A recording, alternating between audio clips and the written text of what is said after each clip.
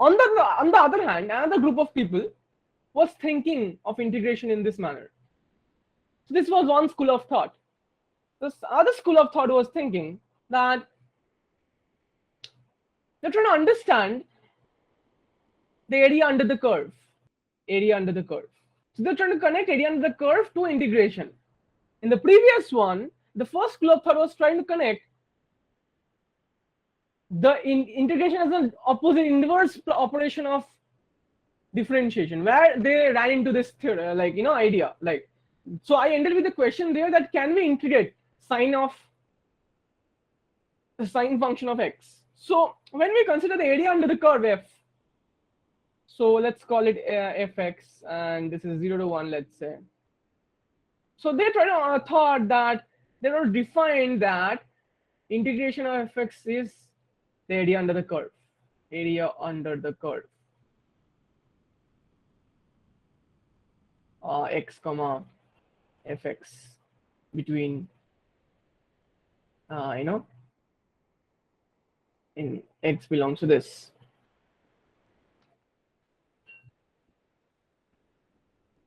Okay. If we consider this concept, I will come to that how they want to define it. How I will come to that later on. But the question is that if we consider the sine function between, let's say, how does the sine function look like? If we consider the sine function, it looks like if it's x, it's at 0, it's 0. At less than 0, it's like this. At greater than 0, it's like this. So if we consider, let's say, between this point and let's say this point, so the function is this, this, and this. So we can easily see that the area under the curve between these 2 points, let's say -2 to 3, it's like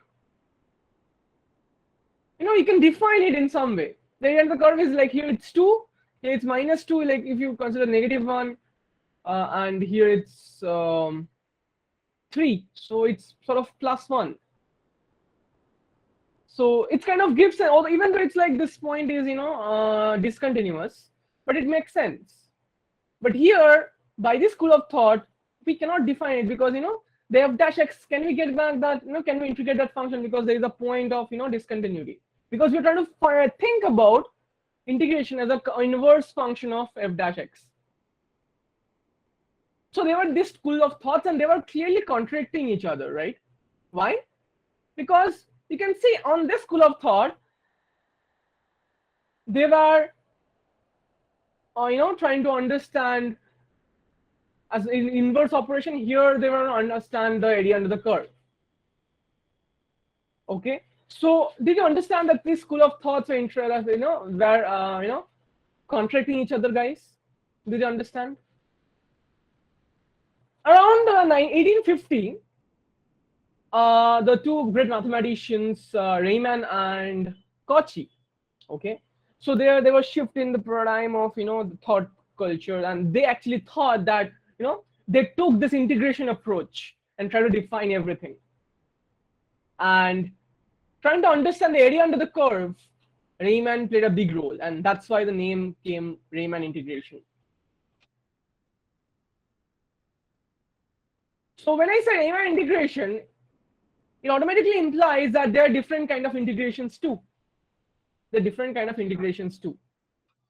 Some other integrations are Lebesgue integral. Okay. Other integrations are too, but these two are important, and this integral is related to probability. Probability and real analysis are very interconnected stuff. Mostly due to like the integration part.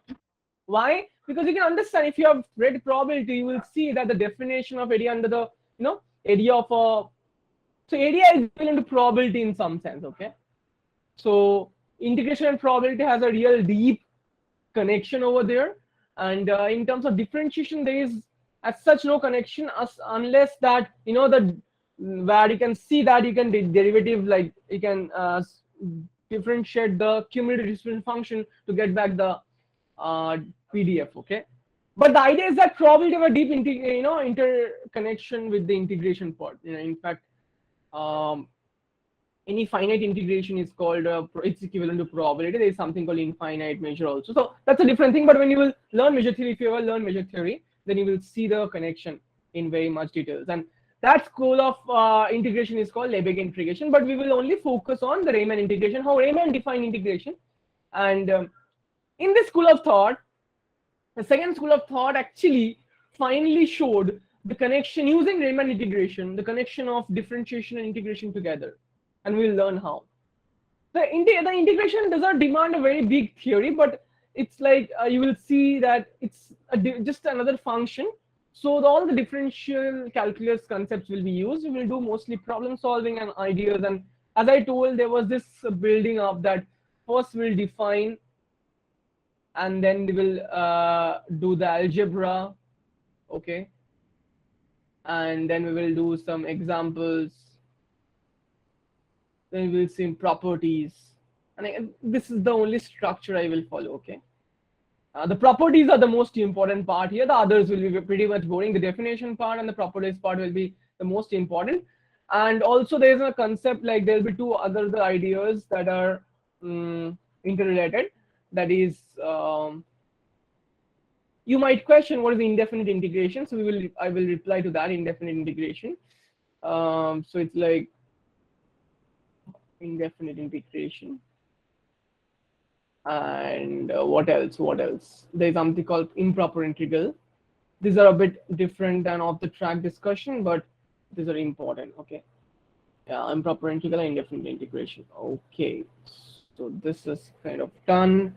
Yeah, mostly important are these two, and properties are the most important. This is like super important.